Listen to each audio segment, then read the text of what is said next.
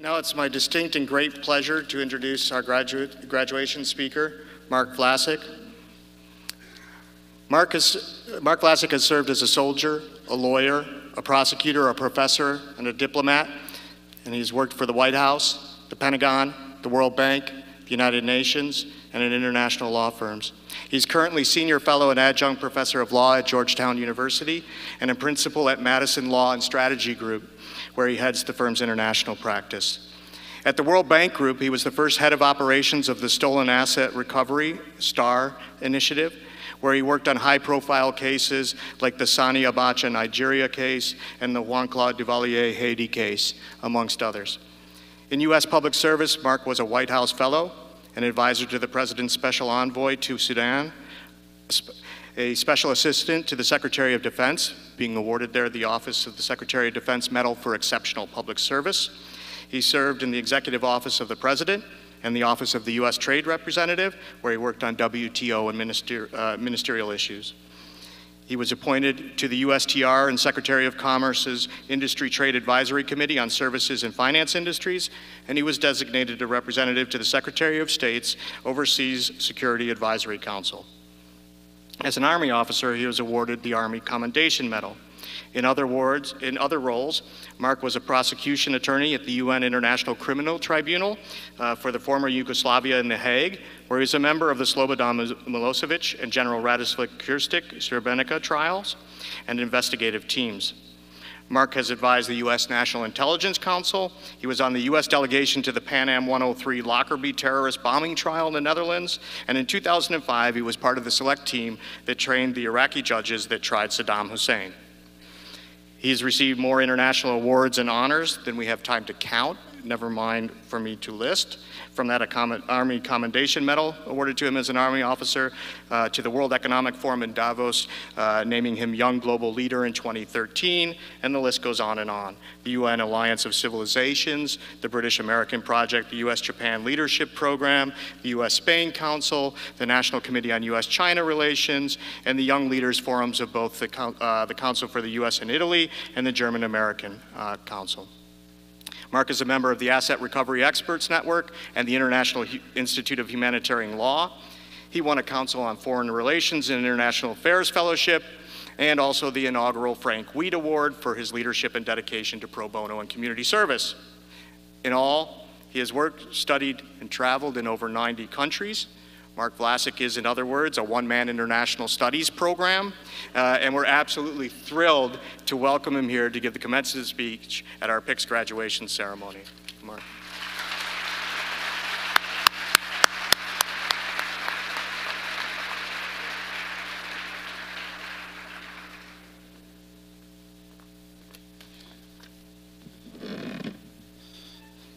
Good evening. Thank you very much for that wonderful introduction. It's a pleasure to be here. And I have to say, I had to get special permission to come here today.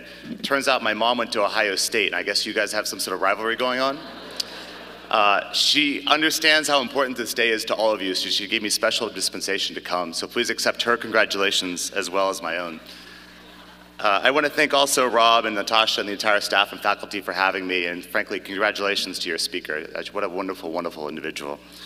I was told by your colleagues that I have 20 minutes to impart my limited wisdom to you all. And it reminded me of a comment that my old boss, Secretary of Defense Robert Gates once said about an American luminary who was told once that he had 20 minutes to give a speech. And the luminary said to the organizers, "How is it possible for me to say everything I know about this topic in only 20 minutes?" And the organizer looked to the speaker and said, "Speak very, very slowly." Seriously, it's a bit daunting to stand before you today, and I was thinking about my own past graduations and what wisdom I could impart from those. And to be honest, I actually don't remember much about it. I think there's so much emotion, so much passion. You know, your friends, your family, everyone's coming here from around the country or around the world. And frankly, it was a big blur to me. So I thought what I'd like to do is keep things simple. I'll start with a story. I'll give you 3 suggestions, and I'll end with a quote. And hopefully, years from now, you'll remember 1 or 2 of these things and apply it to your life. First, the story. The story is easy because it's my own. It's been a while since I sat in your chair, and I was reflecting back upon the years in terms of what I wanted to do. And since the exams are done and there's no more quizzes, I thought I'd start with the first point. The first point is embrace luck and serendipity. When I was a kid, I wanted to do international stuff, whatever that meant.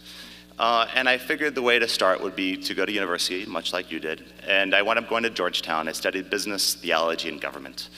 And I wound up graduating. I was an Army ROTC cadet. And so when I graduated, the conventional wisdom would be you graduate and you get a job. And certainly that's what my father expected of me. And when I announced that I was going to take a year off to backpack around the world, he was not very impressed. And I say that to the parents here. I apologize, because frankly, that year off I took, the 14 months I spent backpacking around planet Earth, was the best year of my life. It was truly inspirational for me to learn about other countries, other cultures, not just from textbooks, from actually being there, from living their stories, taking public buses, you name it. So after spending that year abroad, I wanted coming back to Georgetown and studying for my Juris Doctorate. I knew that I had frankly, a future ahead of me. I should work really hard, put my nose to the grindstone, try to get a good job at a big law firm, because was what kind of expected of students who are taking on that path. And instead, my last year in law school, I received a phone call from a professor of mine. I had taken him the semester before, and he rang me up to say that the US Trade Representative's office at the White House was looking for basically a part-time legal assistant to help out in the WTO Ministerial in Seattle, which is a big international conference. And he asked if I'd be interested. And I knew that, frankly, my focus should be my studies. Grades were incredibly important in law school. But I figured this was a unique opportunity. So I said yes. I went and interviewed. He'd suggested a couple different candidates. And I went and interviewed for the job. And I was very lucky and I got the job. And so while I was working at the US Trade Representative's office, I recalled a conversation I had with an old professor and kind of colleague, friend of mine now. And he said that, you should consider doing a Fulbright scholarship. When I was in college, didn't really look at those things because I was expecting to join the Army, because that's what you do when you're a ROTC cadet. And so I hadn't applied for any of the fellowships. And his suggestion to me was, consider a project that you're very uniquely poised to do and create a project only you can do. And so I had this unique experience at the USTR, and I pitched a project for a Fulbright scholarship to study kind of trade issues in Europe. I was very lucky to get it. And so whereas I accepted an offer at Gibson Dunn, a big fancy law firm, I wound up taking leave of absence to go do the Fulbright scholarship. I wound up going to Holland, and I was going to study at Leiden University, which is a beautiful university. I highly recommend the visit if you can, to study there. And I was going to focus on international trade law, because that was, frankly, on the course of really staying in the business world. And we had an orientation early on in my stay at the US Embassy in The Hague. They brought together all the Fulbright scholars from around the country, and we're all invited in for kind of a discussion about the country and our year ahead. And we spent the first couple of hours talking about Dutch-US relations, and we had a coffee break. And of course, I spent my coffee break talking to their Fulbright scholars, because they're incredibly interesting folks. And suddenly the organizer said, we're going to start in a few minutes. I'm like, gee, I have to use the bathroom. So I ran out of the room to do my thing, and I was rushing back. As you can see, I'm a little taller than average. I was rushing out of the men's room. A woman came in the women's room. I just didn't see her. She was shorter than average. I smacked right into her, plowed her down. Picked this woman off the ground. I'm like, I'm terribly sorry. Are you okay? And she looks up at me, and she's like, who are you? And I said, I'm Mark Vlasic. Who are you? She said, I'm Cynthia. I'm the ambassador. You can imagine this was a little awkward, and for my hopes for a good first impression were completely dashed. And I'm like, I'm terribly, terribly sorry. And she's like, well, what are you doing here? Because obviously she knows everyone in the building and not the jerk that just plowed her down. And I said, well, I'm here for my Fulbright orientation. And she's like, oh, it's great, congratulations. What's your project? And I said, well, I'm here to study the effects of the World Trade Organization on the European Union. And she looked at me and she said, you know what? That's stupid. I was a little taken back. I have this fancy fellowship. My parents are proud of me. I think I'm pretty nifty. And I'm sorry. And she's like, well, think about it. You're here in The Hague. This is home of public international law. You should focus more on that stuff. We have all these different tribunals going on. She says, in fact, I have a delegation going to the Pan Am Lockerbie trial, this Libyan terrorism bombing case. You should be on my delegation. She pulled out a business card. She wrote down a name and number. She gave it to me. She's like, call this person. Tell them you're now on my delegation. I'm the head of mission. I can tell you what to do. And I went from being basically a research scholar at Leiden to waking up at 6 a.m. to be at the embassy at 7 a.m. to be at the Scottish Court of the Netherlands at 8 a.m., which was a tremendous experience. It really opened up my eyes to kind of the world of international human rights issues, and frankly, the role of the justice it plays to kind of try and bring some justice to the victims of people who have had terrible things happen to them. And because of this job, and because of talking to other folks, I heard of an opening at the Yugoslav War Crimes Tribunal, where the youngest prosecutor there was going to the Manhattan District Attorney's office to be a prosecutor. And I was put in touch with this person. I rang him up. And he's like, you have no idea how lucky you are. I've just gone through 1,000 resumes, picked the top 3 people to interview for my job. Send me a resume, no promises, but I'll pass it on to the boss. I sent over my resume. Next day, I got a phone call. The boss wants to meet you. I went in. Turns out the boss was an American from California, like myself. And we hit it off. And he said, listen, I know you're a Fulbright scholar. You want to be Mr. Euro dude and have fun in Europe, whatever that is. But frankly, that's ridiculous. I'm working on the first genocide trial in the history of Europe. This is the Srebrenica genocide case, the slaughter of 8,000 Muslim men and boys in Bosnia in 1995. I need Gibson done nights, weekends, and holidays. I need a slave. If you want to be a slave, the job is yours. I'm like, I'll be a slave. He said, you're hired. And I got the job. This was a tremendous, tremendous experience for me. My family, as you can tell from my last name, Vlasic or Vlasic, is from the region. So to be placed in a situation to be in the forefront of doing investigations, helping with prosecutions of these terrible war criminals was just a tremendous experience. So I worked on the Srebrenica case and the Slobodan Milosevic case, the first trial of a head of state, frankly, in human history. It was just a wonderful experience and very rewarding for me personally. I wound up coming back to the States after about 3 years to rejoin my old law firm. I spent about 3 years at the firm. But while I was at the firm, I was still very interested in this topic, and this is the time where Saddam Hussein was arrested. And because I had had this experience in The Hague, I wrote some op-eds about kind of the issue, and it got picked up to be kind of one of those talking heads you see on TV, on CNN and Fox and elsewhere. And I was in a lobby one day, and actually the green room at CNN, and this guy came in, and it turns out we were both waiting to go on air, and frankly, I think he was a little surprised that I was going to be on air with him, because I was quite a bit younger than he was. And he said, so you're as a guest? And I said, yeah. He's like, well, what's your background? Well, I'm like, I spent 3 years working in The Hague. He's like, really? I worked in The Hague. And we hit it off. And when he came out of the studio and I was going in, he asked me, he's like, listen, we're putting together a small group of people to train the judges that are going to try Saddam. Would you be interested? I said, of course, this would be fantastic. I gave him my business card. He's like, we'll be in touch. I didn't hear a word from that guy for 6 months. 6 months later, I received an email from his secretary. Can you be in London next week? Very secret. We're doing a training course. You can't tell anybody for security reasons. I responded, of course, I have to tell my mom. And I have to tell the pro bono court of my law firm. And they said, that's fine. So I had this unique experience basically working on that trial as well. Basically just helping train the judges. Because of these different experiences, I felt I was ready to apply for a fellowship that I always thought about, which is called the White House Fellowship. I plant the seed to you now because it's probably the greatest fellowship in the United States. It was created 50 years ago by President Johnson. The idea is to bring about 12 people into government to split time working with the White House and working for one of the cabinet secretaries. So I applied for this fellowship. It's a 6-month-long process to go through. You interview with 45 different presidential commissioners. And I was very, very fortunate to get this fellowship. When you get the fellowship, you actually interview after the appointment by the president for your actual placement. And I interviewed with the Secretary of Defense's office. And they said, gee, you've done all these neat things. If you come to the Pentagon, what would you like to do here? And my response was, I think I was very lucky to spend a year backpacking around the world and 3 years working for the UN. And what I saw was everything we did in the Balkans, in the UN, particularly in the Balkans, was based on personal relationships.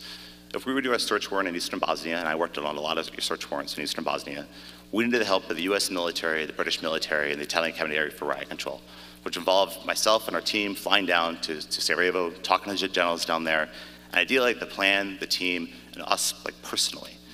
And if we got along, we got help. And I saw other UN officials fly down there with a bit of a chip on the shoulder trying to tell people what to do. And guess what? They didn't like that.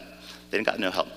And it kind of showed the personal aspect of foreign diplomacy. I mean, this is something I'm sure you guys have studied while your time here at Michigan. But it was very impressive to me how important that aspect is.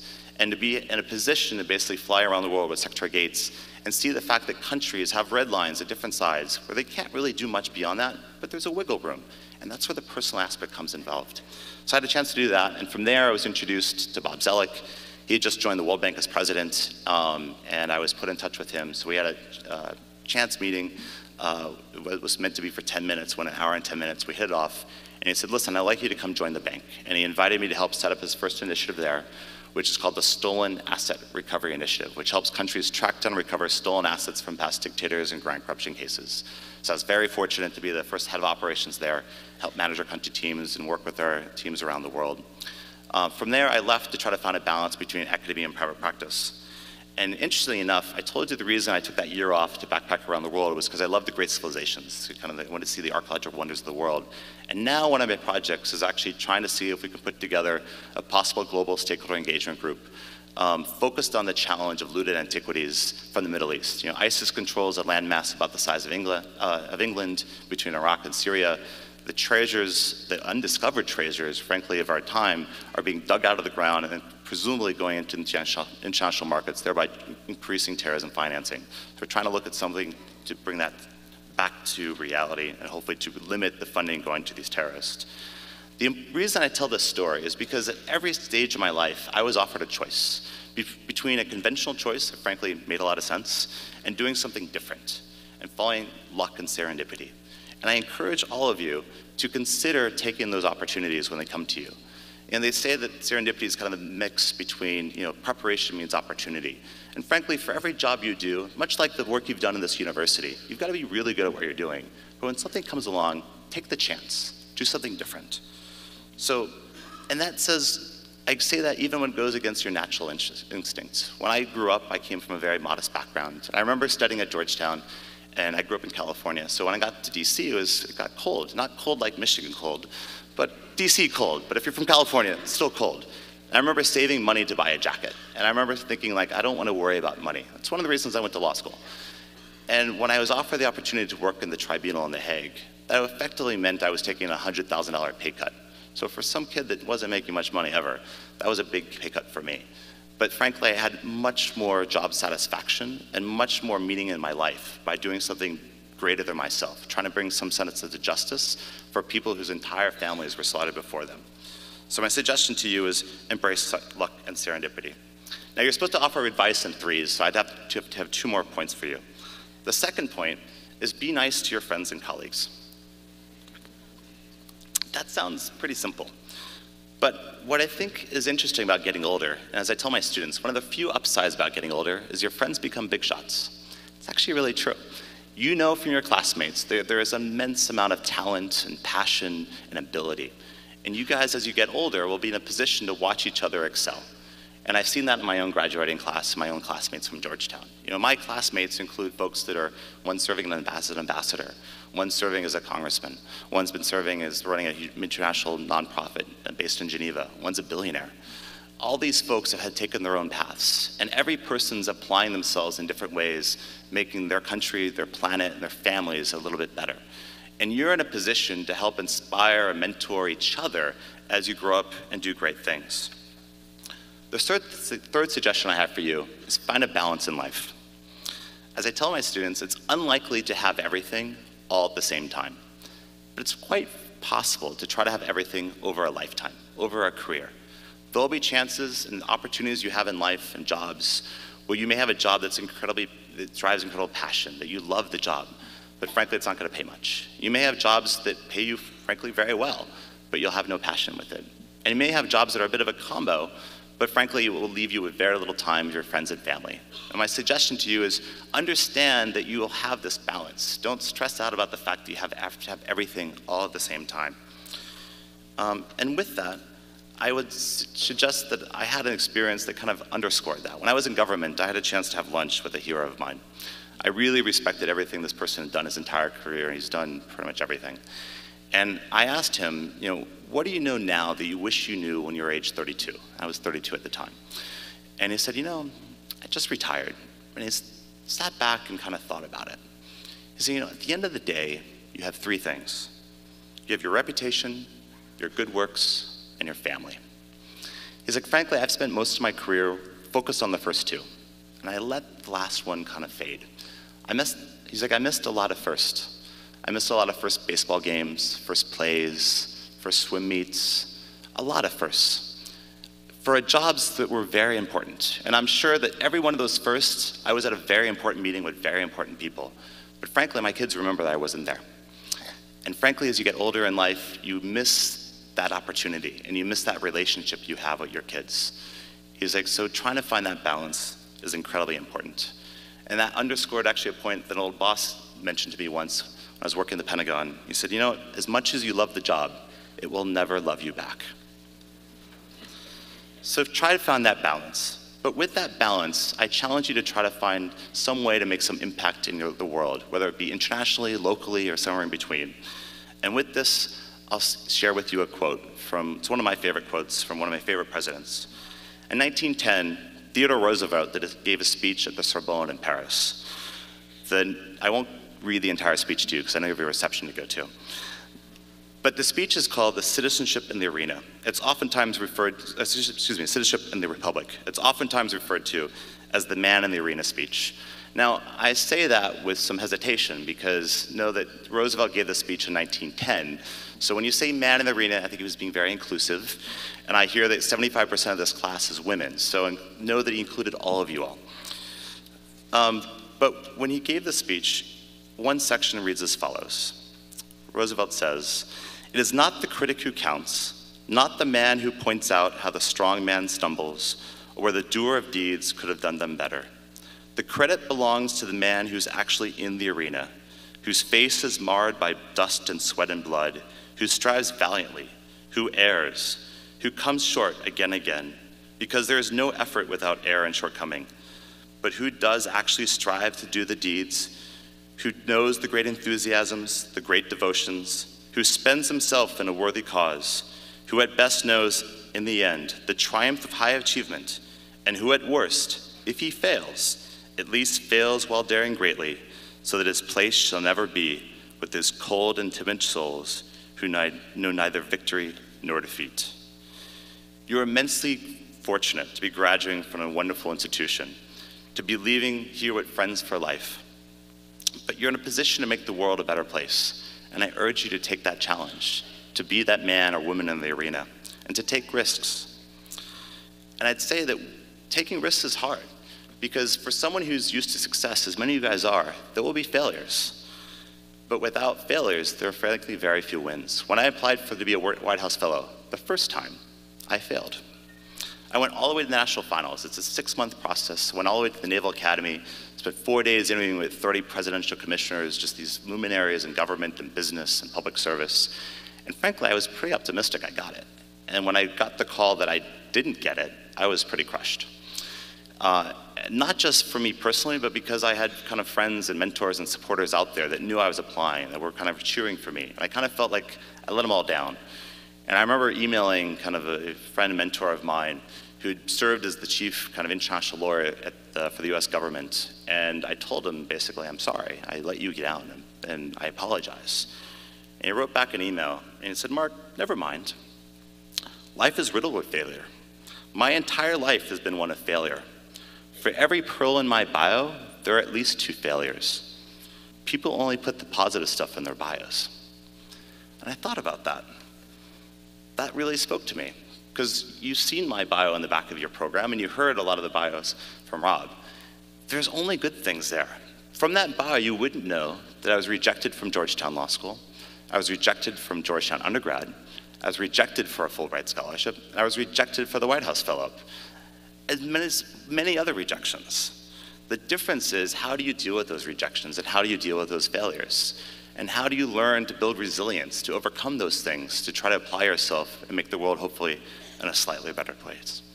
So my challenge to all of you is to be the man or woman in the arena, to embrace luck and serendipity, to be kind and support your friends and colleagues, and to find a balance in life. I have no doubt that when you do these things, you will be immensely successful in life, in your careers, in love, and everything you do. Congratulations to you all. Go Blue. Don't tell my mom I said that. And thank you very much.